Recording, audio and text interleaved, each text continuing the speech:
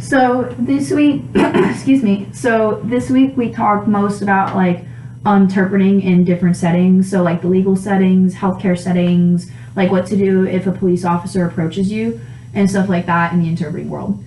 So for the legal settings in the book, it talked about like where the interpreter should be placed, where the hearing client should be placed, and where the deaf client should be placed. So it's like hearing, deaf, and then interpreter like in a triangle so that everybody can see everyone and communication isn't like prevented. And then it also talked about in the book like interpreting in psychiatric settings and like mental health settings. And this is important because like interpreters need to be very neutral. So they talked about wearing like non-formal clothing, so maybe like fitting in with the staff to like not like harm anything or like set off any deaf individual.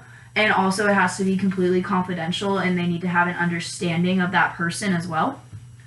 And then in the articles, the standard practice paper about healthcare settings, it talked about like different things that interpreters should be aware of. So like taking patients like when they're needed. So taking patients' medical history, giving diagnosis, performing medical procedures, explaining treatment planning, explaining medicine prescription and regimen, providing patient education or counseling, describing discharge and follow-up plans, and admitting to emergencies department / urgent care. So like these would be situations where an interpreter would be needed.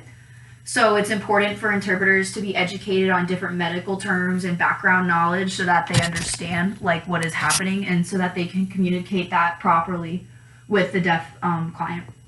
And then the standard practice paper about legal settings talked about the same thing, like you need to be educated about the certain topics.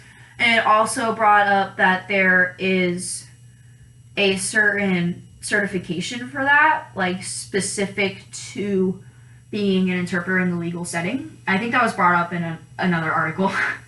And it also talks about how the ADA requires the use of certified, qualified interpreters. So like if they try to provide you with, like if a police officer is assigned to you, like that's not allowed. Like the ADA protects deaf individuals in that sense that they have to have someone who's qualified. And usually it is in this article, RID specialist certificate. Like if they have that, then that means they're specialized to to interpret in a legal setting. So if they have that, that's like ideal. But if they don't, they need to be at least RID certified. And CDIs are also used as well in the legal setting. Interpreting in medical settings, that was one of the websites.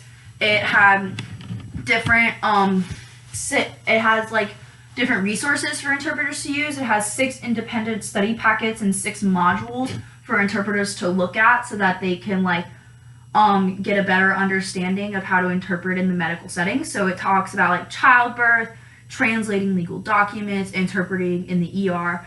And there's also specific modules just done on body language and how that affects doctors and patients and why it's important to understand proper body language. It also has a resource library with videos of deaf individuals discussing their health experiences so that they can watch it and understand it and see what's going on. And then the Scales of Justice article, Legal Ramifications for Sign Language Interpreters, it talked about a certain individual case where what an interpreter means wasn't interpreted correctly and how it could affect deaf individuals' cases.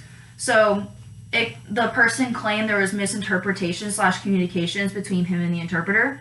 And this is important because it protects deaf individuals in the long run.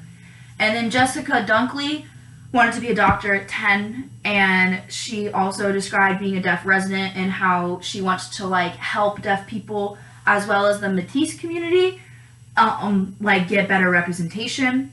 And then in the UVM Medical Center, Lynette Reeves talked about being the first hospital to have an interpreter coordinator position, which is her job.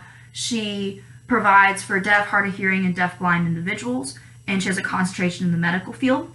And Marley Matlin in the last video talks about deaf and police interaction and what's important for them to talk about and like different things like don't touch the officer, should request help until understanding is happening and things like that. Thank you.